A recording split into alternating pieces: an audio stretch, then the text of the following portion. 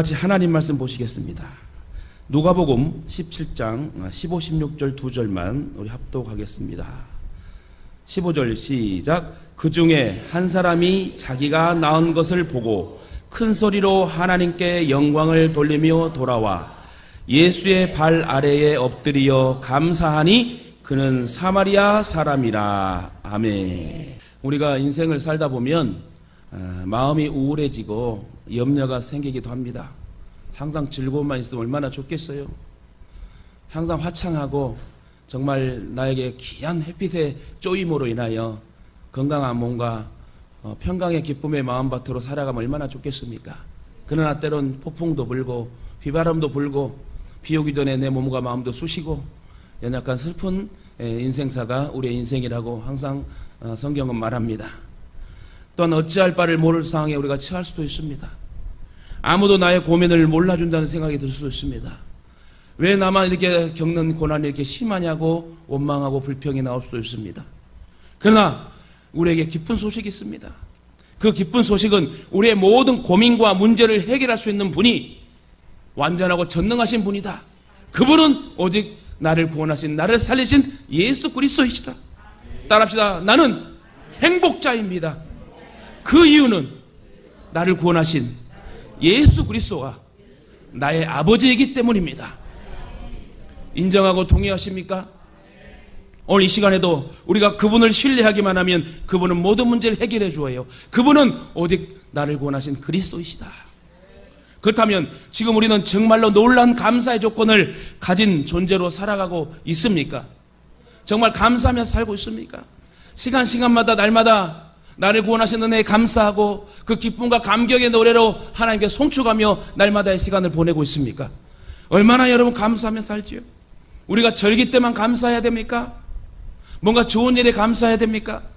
항상 날마다 시마다 때마다 감사하며 사는 성도들이 될 때 하나님 더 감사의 거리로 채워주는 하나님임을 오늘 여러분 발견하시길 바랍니다. 오늘 저와 여러분에게 주신 말씀으로 평생을 감사하며 살아가기를 마음속에 깊이 결단하시길 다시금 주님의 이름으로 축원합니다. 감사의 명언을 찾아봤더만요, 감사의 명언이 되게 많아요. 그 중에 좋은 것을 발췌해서 여러분에게 읽어드립니다. 없는 것을 바라보지 말고 있는 것으로 감사하라. 감사는 삶을 풍성하게 하며 윤택하게 만들어준다. 감사는 삶을 맛있게 해주는 조미료다. 감사는 인간관계를 아름답게 해준다.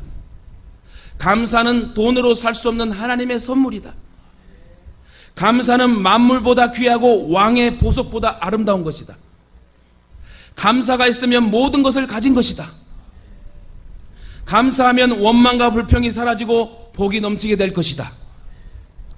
감사는 스트레스를 완화시킴으로써 건강을 증진하고 면역계를 강화하며 에너지를 높이고 치유를 촉진한다. 감사는 가정이나 직업에 대한 만족감과 기쁨을 증가시킴으로써 인간관계를 향상시키고 사랑이 넘치도록 만들며 갈등을 해소하고 협력을 도모하도록 한다. 감사는 자부심과 자신감을 높이고 변화나 위기에 대한 대처 능력을 증진시켜준다. 감사는 최고의 항암제요, 해독제요, 방부제이다. 스폴전 목사님 그래서 이런 얘기했습니다. 촛불을 보고 감사하면 하나님은 전등을 주시고, 전등을 보고 감사하면 달빛을 보고 감사하면 햇빛을 보고 감사하면 하나님은 밝은 천국을 주신다. 유명한 말씀을 스폴전 목사님이 하셨습니다. 여러분, 또 불행할 때 감사하면 불행이 끝이 나고, 형통할 때 감사하면 형통이 연장된다. 할렐루야. 다시 따라합니다. 불행할 때 감사하면 불행이 끝이 나고, 형통할 때 감사하면 형통이 연장된다. 할렐루야. 여러분, 감사는 영적 건강의 좌표다. 세상에서 감사를 표하는 이의 행동보다 더 아름다운 것은 없을 것이다. 감사를 표현하는 마음은 감사를 받을 행동을 한 만큼이나 훌륭하다. 우리는 우리의 기도가 응답되기를 바라는 것처럼 열심히 감사해야 된다. 인간이 범하는 가장 큰 죄는 감사할 줄 모르는 것이다. 여러분, 자신에게 주어진 인생에 감사하라고 합니다. 자신이 누리고 있는 것들이 얼마나 노력 없이 얻어진 것들인지 감사하고 그 기쁨 속에 하루하루를 살라고 말합니다. 여러분 혹시 아십니까? 뇌사자 각막 하나 구입하려면 얼마나 든 줄 아세요?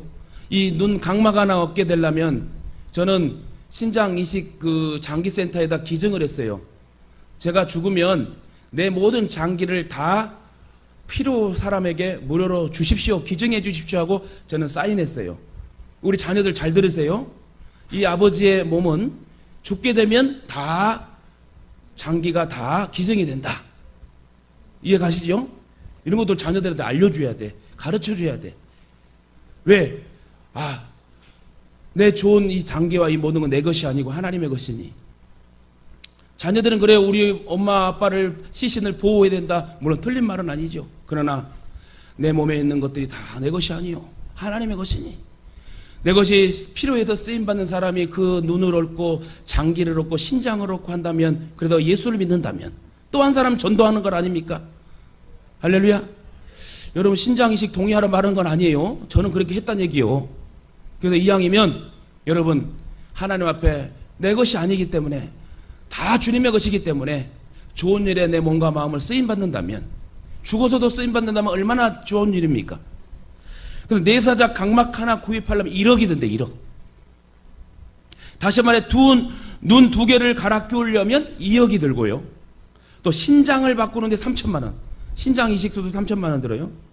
심장 시술은 여러분 심장을 바꾸는데 5억이 더 든다고 그래요. 심장, 싱싱한 심장. 또 간 이식하는데 7천만 원, 5천만 원. 거기다가 팔과 다리가 없어 의수와 의족을 끼워 넣으려면 더 많은 돈이 들어야 되겠지요. 그러니까요, 지금 두 눈을 뜨고 두 다리로 건강하게 걸어다니는 사람은 몸의 가치가 한 51억 정도 된다. 우리 옆에 분 인사합시다. 나 50억입니다. 50억이에요, 여러분. 팔다리 하나가 몇 억씩 가는 거예요. 그죠? 내 눈 하나가 1억씩이요. 그리고 갑작스런 사고로 앰뷸런스에 실려갈 때 산소 호흡기를 쓰면 1시간에 36만 원을 지불해야 된대요. 목포에서 아산병원까지 오면 앰뷸런스 비용이 77만 원이다. 자꾸 돈 얘기해서 미안해요. 그런 걸 사용 안 해봤지만 저는 봤기 때문에. 그렇다면요, 1시간에 산소 호흡기를 빌려 쓴 게 36만 원이다. 그러면 이 50억 원짜리가 하루에 860만 원짜리 공짜의 공기를 마시고 있다? 감사해 안 감사해? 지금은 더 공기를 더 정화시켜갖고 공기청정기를 사용해가지고 더 좋은 공기를 마시고 있다면, 걸어다니는 이 50억짜리가 800, 700, 900만 원의 공짜의 그런 삶을 산다면 얼마나 감사하고도 감사할 일입니까? 신장 투석하는 것도 한 달에 420만 원이요. 결과적으로 우리들은 51억 원짜리 몸에 하루에 860만 원의 돈을 벌고 있으니 이 또한 얼마나 감사한 일인가. 그런데 왜 우리는 늘 불행하다고 생각할까요? 왜 감사하지 못하고 자꾸 불평하고 원망하고 찡그리고 살아갈까요? 그 이유는 딱 하나예요. 욕심이 많아서 그래. 욕심 때문에 그래. 욕심 때문에. 특히 감사하지 못하는 사람에게는 기쁨이 없다고 말합니다. 골로새 2장 3절에 그 안에는 지혜와 지식의 모든 보화가 감추어져 있느니라. 누구 안에? 예수 그리스도 안에. 그렇습니다. 예수님 안에 지혜와 지식의 모든 보화가 감추어 있기 때문에 저와 여러분은 주 예수 그리스도 앞에 나와야 되고 그 귀한 지혜와 지식을 얻어서 살아갈 수 있는 믿음의 용사가 되어야 됩니다. 그래서 여러분 말씀드렸잖아요. 수요일 금요일도 말씀드렸지만 예수의 이름을 사용하라. 마태복음 28장 18절에 20절에 하늘의 땅의 모든 권세 이름을 너에게 주셨으니 너희는 모든 족속을 제자 삼아 세례를 주고 그렇게 복음 전도한 사람은 내가 세상 끝날까지 항상 함께 있으리라 하시니라. 항상 함께 한대. 항상. 여러분 예수 이름을 사용합시다. 왜 줬는데도 못 써요? 자녀들이 혹시 부모님에게 용돈 100만 원씩 주면 그냥 팍 써버려요. 나중에 또 줄 걸 믿고 그거 아끼다가 잊어먹어버리면, 세탁기에 돌아가 버리면 얼마나 아까운 일이요. 마찬가지로 재난기금도 써버려야 돼. 빨리 써버려. 이제 다음에 또 주면 나 확 써버리려고 그냥 바로 써버리려고. 날라갈 뻔했어. 나 죽을 뻔했어. 그냥 그 돈이 얼마나 모르지만 아주 여러분 거기서 교훈을 얻었어요. 우리에게 하늘의 땅의 권세에 예수 이름을 줬는데 사용하지도 않고 찾지도 않고 부르지도 않고 그 결과물을 가지고 자꾸 원망하고 불평해? 그게 감사하는 사람이에요? 나에게 능력의 예수 이름, 그 안에 보화가 가득하대요. 예수 그리스도 안에 보화가 가득하다면 그 보화를 예수님은 갖고만 계시겠어요? 그 예수를 찾는 자에게 주시고 또 주시는 분이 예수 아닙니까? 그러면 능력의 이름 그 예수를 사용하시고 부르시고 찾으란 말입니다. 그리고 그 결과물에 감사하고 또 감사하면 하나님 더 채워주시지 않겠어요? 그렇습니다. 예수님은 만세 전부터 감추어졌던 하나님의 비밀입니다. 이 비밀을 깨닫는 것이 최고의 복이에요. 예수님을 만났을 때 샘솟는 기쁨이 생깁니다. 오늘 찬양할 때도 얼마나 감사해요. 나의 영원하신 기업 생명보다 귀하다. 나의 갈 길 다 가도록 나와 동행하소서. 얼마나 하나님의 은혜예요. 이 노래와 찬양들을 기쁠 때나 슬플 때나 함께 부르다가 나중에 저와 여러분이 천국 가서 부른다면 얼마나 감사할 일이요. 나 같은 자가 무엇이 간대? 이 연약한 자가, 죄 짓는 자가, 내가 아직 죄인 되었을 때 예수께서 오셔서 나를 살리려고 구원의 복을 주신 하나님의 사랑, 그런 하나님이 어디 있습니까? 그런 멋진 하나님이 어디 있습니까? 그 멋진 하나님이 나의 아버지래요. 아저씨도 아니고 지나가는 행인도 아니고 삼촌도 아니고 아버지래. 부모는요, 자녀를 혼내고 나면 속이 많이 아픕니다. 그리고 그 속상한 마음을 쓸어내리면서 더 내 자녀들에게 잘해줘야지, 좋은 거 줘야지. 마찬가지입니다. 우리가 하나님 앞에 죄 지을 수 있어요. 그러나 그 죄를 자복하고 회개하고 주님 앞에 나오면 하나님 우리를 불쌍히 여겨주시고 우리의 모든 죄를 주홍과 같이 붉은 죄를 짓더라도 눈과 같이 희게 하셔서 하나님의 귀한 사람으로 우리를 쓰시는 거, 우리를 안아주시는 분이다. 저도 우리 자녀들 혼낼 때요, 속이 막 찢어져요. 근데 혼내놓고 마음을 다 쓸어내고 하나님 죄송해요, 제가 참아야 되는데 죄송해요 하고 회개기도 한 다음에 자녀들한테 안아줘요. 미안하다, 미안하다. 그게 부모의 마음인 것 같아요. 오늘 하나님께서도요, 내가 힘들고 어려울 때에, 죄 지었을 때, 그럼에도 불구하고 하나님 앞에 나오게 되면 하나님은 그래, 내가 널 사랑한다. 사랑하는 딸아, 내 아들아, 넌 내 것이야. 내가 너를 지명하여 불렀나니 넌 내 것이야. 누가 말해도 넌 내 것이야. 그런 하나님의 위로의 말씀이 저와 여러분을 만져줄 줄 믿습니다. 본론으로 들어가, 그래 오늘 본문이 주는 교훈을 한번 살펴보면서, 첫째, 우리를 구원해 주신 은혜에 감사하자. 날마다 감사해야 되는데, 첫째, 우리를 구원해 주신 은혜에 감사해야 돼요. 누가복음 17장 15절에 오늘 말씀, 그 중에 한 사람이 자기가 낳은 것을 보고 큰 소리로 하나님께 영광을 돌리며 돌아와, 이렇게 말합니다. 사실 10명의 나병 환자들이 여러분 깨끗함을 받았을 때 얼마나 기뻤겠습니까?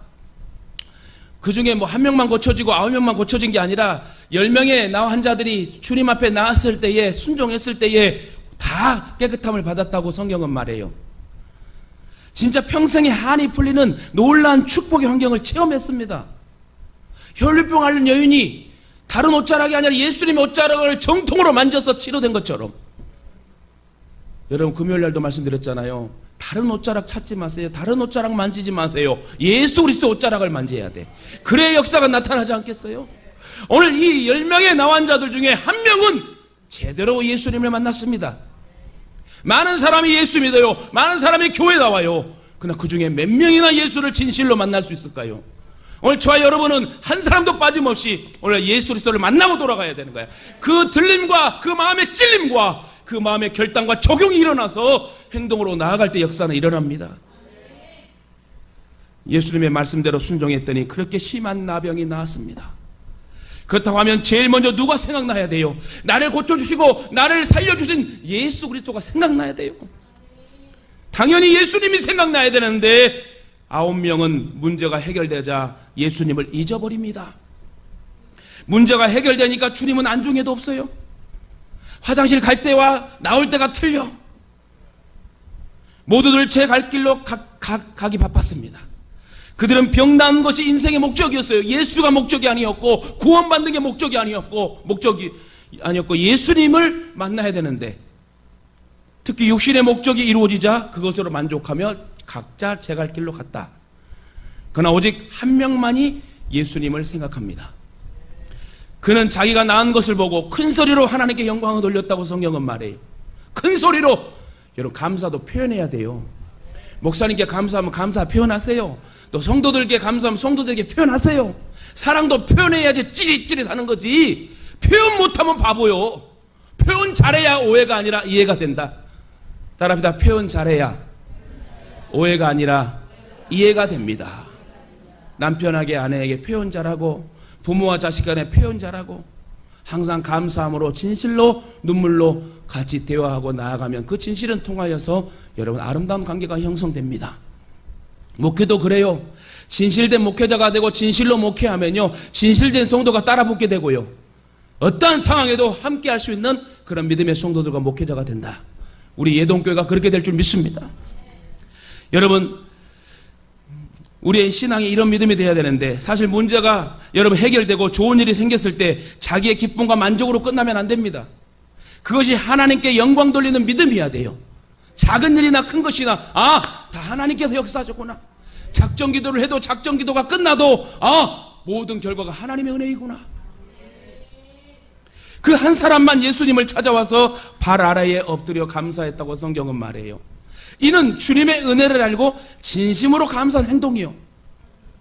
그 사람은 유대인들이 무시하는 사마리아 사람이었습니다. 개 취급받던 사마리아 사람이었어요. 그 사람을 보고 예수님 뭐라고 말씀하세요?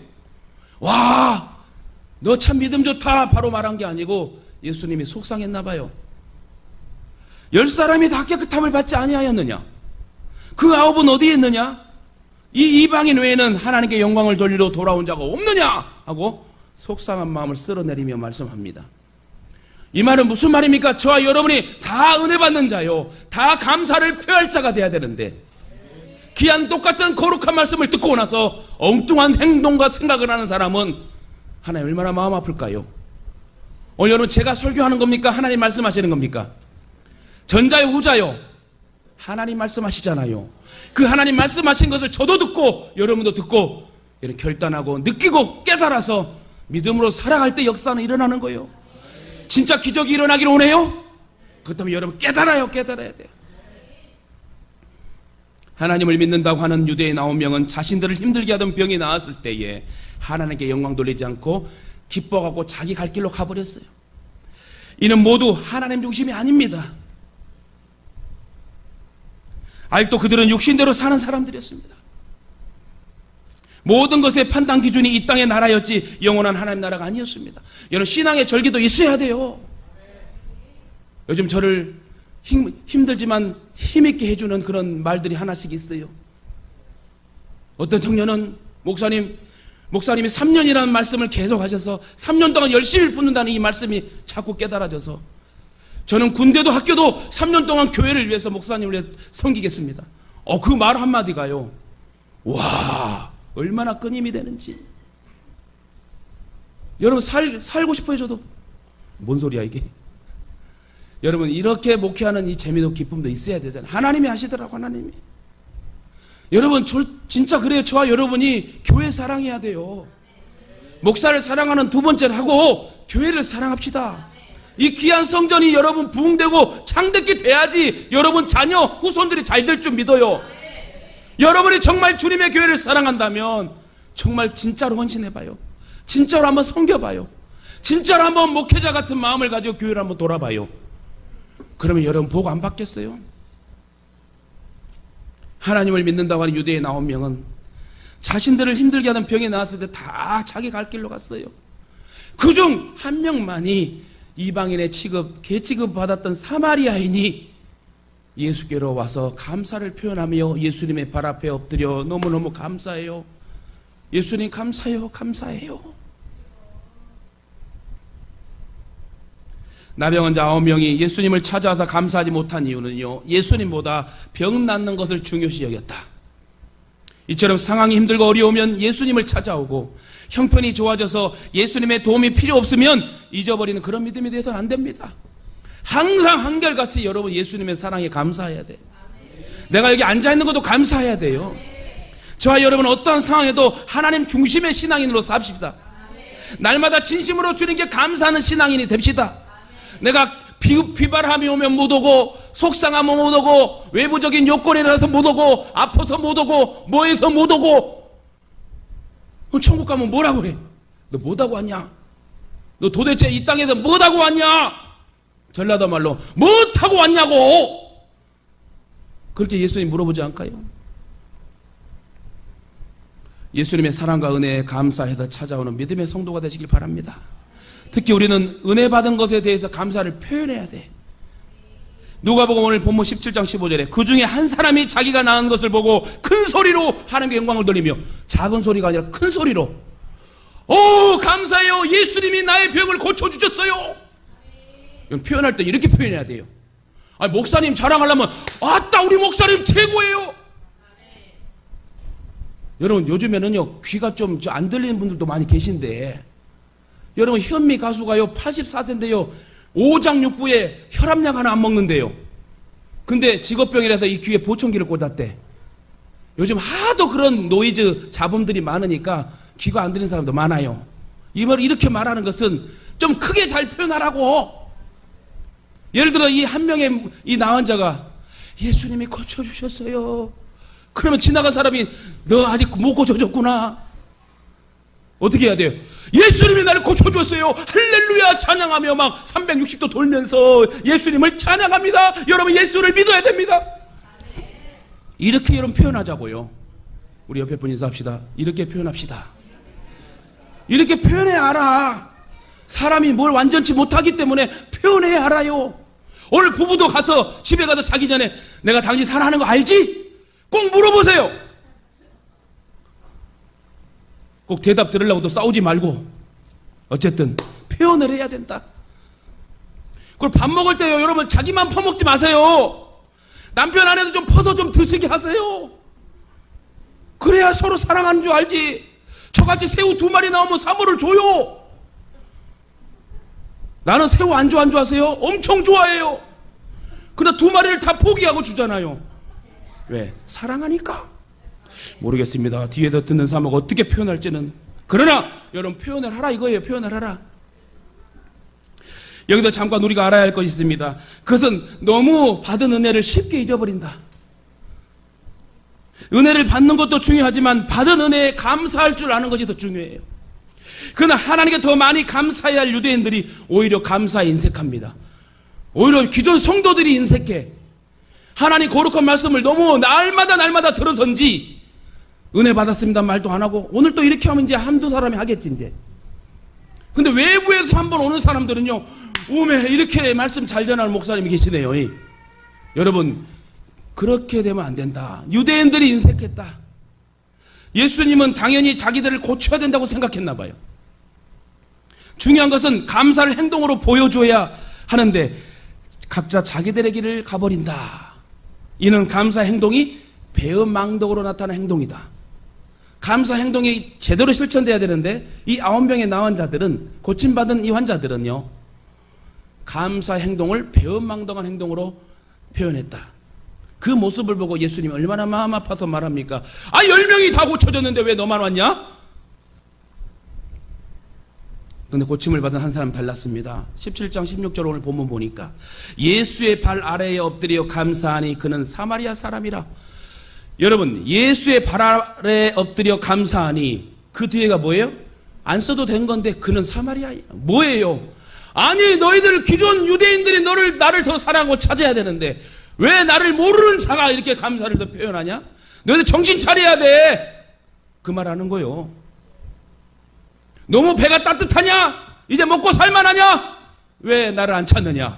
왜 나를 모르는 이방인들이 더 열심을 찾고 나에게 불쌍히 여겨달라고 기도를 받느냐? 여러분 천국은 침노한 자의 것이라고 그랬어요.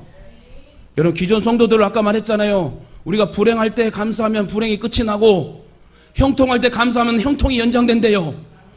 오히려 있을 때 감사할 때 배부를 때 더 열심히 주를 찾아야 돼요. 예수 그리스도의 이름의 능력의 권세 이름을 사용해야 돼. 그럴 때 형통이 더 연장되는 거예요. 아이러니하게 예수님의 발 앞에 엎드려 감사한 그 한 사람은 유대인이 아니라 사마리아 사람이었다. 유대인들이 멸시하는 사마리아 사람, 그 사람만이 은혜를 알고 주님께 감사함으로 나와 예수님의 발 앞에 엎드려 감사를 표현했대요. 나병에서 나은 이 사람은 주님께 엎드려 감사했습니다. 9명은 다 제 갈 길로 갔는데 이 사마리아 한 사람은 하나님 예수님 앞에 감사하며 엎드려 감사를 표현합니다. 사실 사마리아 사람은 하나님을 아는 일에 있어서나 경배하는 일에 있어서 유대인들처럼 잘 알지 못해요. 그렇지 않겠습니까? 그러나 나병에도 고침받는 유대인들이 하나님께 영광 돌린 것을 잊고 있었을 때에 하나님께 영광 돌린 사람은 하나님을 잘 모르는 사마리아 사람이었다. 그는 하나님을 잘 모르지만 감사할 줄 아는 사람이었어요.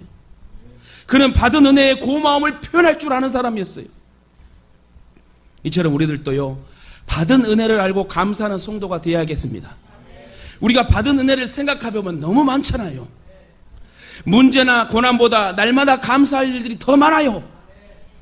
그러므로 저와 여러분은 죽을 수밖에 없는 나를 내버려 두지 않고 구원의 복을 주신 나의 주 그리스도 예수께 날마다 감사를 표현하며 사시길 주님의 이름으로 축원합니다. 나를 내버려 두지 않았대요. 버리지 않았대요. 너를 고와 같이 내버려 두지 아니하고 너를 지명하여 불렀나니 넌 내 것이라. 이렇게 연약한 나약한 자가, 저는 목회하면서 13년 동안 신앙만 13년 했는데요, 그 이유를 깨닫고 나다 뻥뻥 울었어요. 이 모난 자를 이렇게 기다려주신 하나님 너무 감사해요. 내버려줘도 걔 진작 몇만 번 내버려져야 될 이 사람이 하나님의 은혜로 목회자 됨에 감사해요. 지금도 부족하고 연약한 모습이 많지만 그래도 하나님께서 길이 참으시사 이 연약한 사람을 귀한 종으로 만들어서 감사해요. 누가복음 17장 19절에 그 사마리아 감사를 표현한 자에게 뭐라고 합니까? 예수님께서 직접 말씀하십니다. 그에게 이르시되 가라, 일어나 가라, 너의 믿음이 너를 구원하였느니라 하시더라. 할렐루야. 이렇게 여러분 감사를 잘 표현하는 자는요, 보너스가 있어요. 9명은 그냥 질병만 치료됐어. 근데 구원의 복을 받지 못했다는 거지요. 그러나 오늘 예수님께서 이 사마리아 감사를 표현한 이 자에게 뭐라고 해요? 가라, 일어나 가라, 너의 믿음이 너를 구원하였느니라. 이 사람은 질병도 치료되고요, 구원의 복, 천국의 시민권을 획득합니다. 꽁도 먹고 알도 먹고. 여러분 신앙생활 그렇게 해야 돼요. 꽁 찾으러 가는데 알도 있네. 예수님을 만나서 병고침을 받은 사람은 10명이었어요. 근데 그 마음에 진실한 믿음이 들어가서 거듭난 사람 한 사람이다.